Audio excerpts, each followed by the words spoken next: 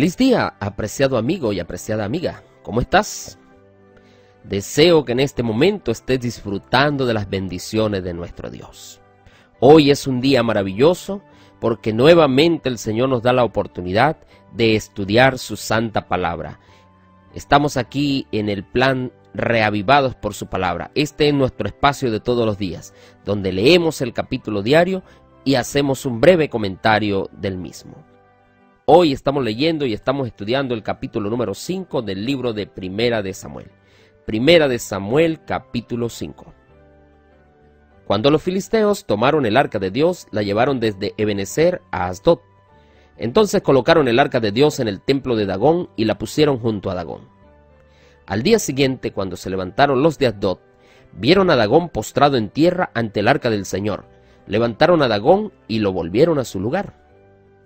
Cuando se levantaron a la mañana siguiente, vieron a Dagón caído en tierra ante el arca del Señor, y la cabeza de Dagón y sus dos manos cortadas, y sobre el umbral solo le quedaba el tronco a Dagón. Por esta causa los sacerdotes de Dagón y los que entran en su templo no pisan el umbral de Dagón en Asdod hasta hoy.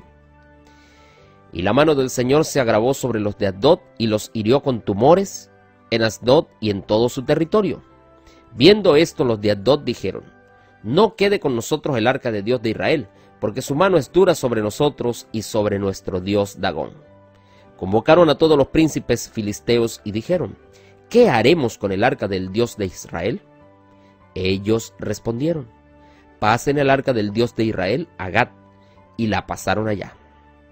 Cuando pasaron el arca allá, la mano del Señor estuvo contra la ciudad con gran quebranto. Hirió a los hombres de aquella ciudad, desde el chico hasta el grande, que se llenaron de tumores. Entonces enviaron el arca de Dios a Ecrón. Y cuando el arca de Dios fue a Ecrón, los ecronitas gritaron: han pasado el arca del Dios de Israel aquí para matarnos. Juntaron a todos los príncipes filisteos que dijeron: devolved el arca del Dios de Israel a su lugar, para que no nos mate a nosotros y a nuestra gente. Porque había un terror de muerte en toda la ciudad, y la mano de Dios se había agravado allí. Los que no morían eran heridos de tumores, y el clamor de la ciudad subió al cielo. En el capítulo anterior encontramos al pueblo de Israel sumido en tristeza. 30,000 hombres habían muerto en manos de los filisteos. El arca de Dios había sido capturada, y Elí, el pastor, el líder de la congregación de Israel hasta ese momento, también había muerto. Ahora el joven Samuel tiene una tremenda responsabilidad. Sobre él recae un peso muy grande. Dios, recordemos que en el capítulo número 3, el versículo 17, le había dado la promesa de que no iba a dejar caer a tierra ninguna de sus palabras. Ya el pueblo lo había reconocido como el sucesor lógico de Elí. Pero ahora Samuel tenía esa gran responsabilidad en sus hombros. Y ahora tenía que empezar a crecer, porque Dios quería obrar maravillas en su vida. ¿Cuál es la realidad del capítulo 5? La realidad del capítulo 5 es que el arca de Dios está en manos de los filisteos.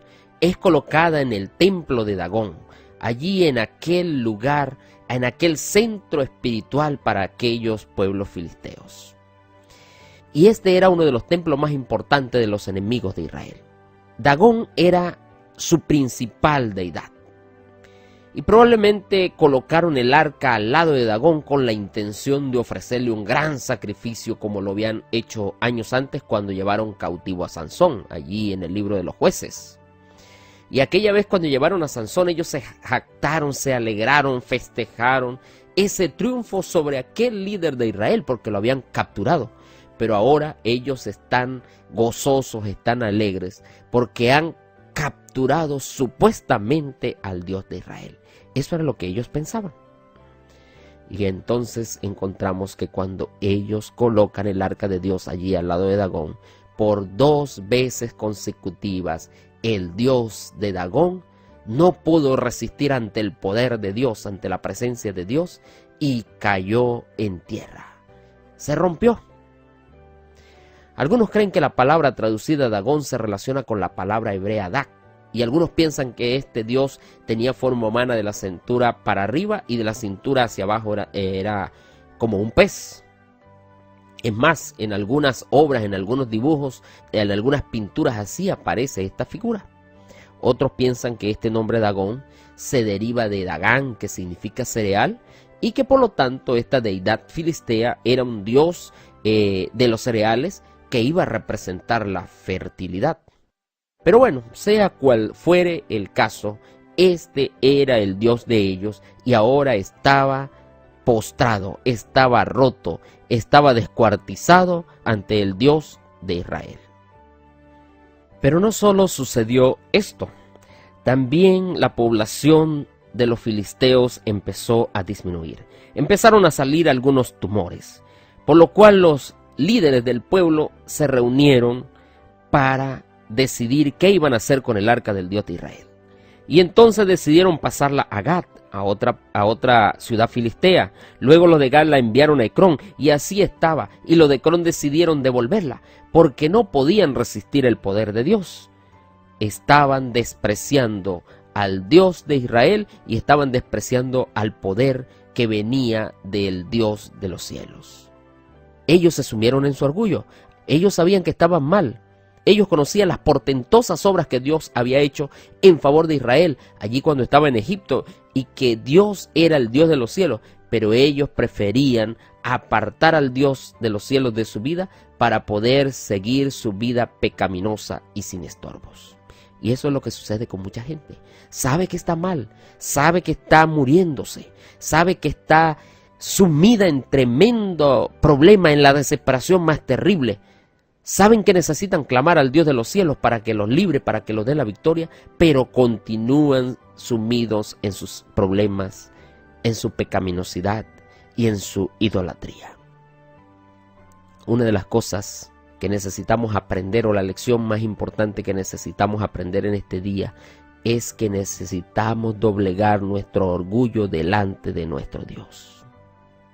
Necesitamos doblegar esa soberbia, esa pedantería que a veces nos caracteriza, esa presunción de que todo está bien.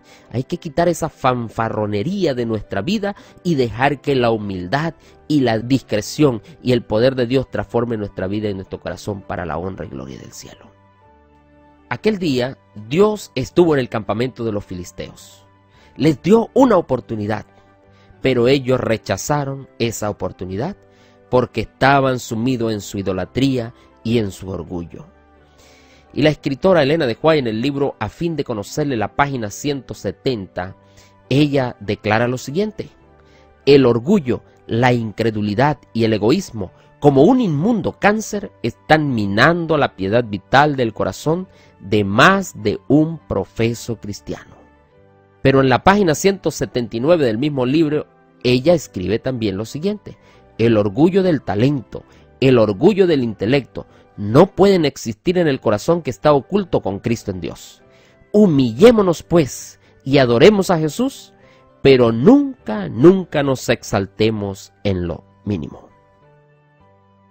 Y en la página 209 del mismo libro, ella explica: el espíritu prevaleciente en nuestros tiempos es de incredulidad y apostasía.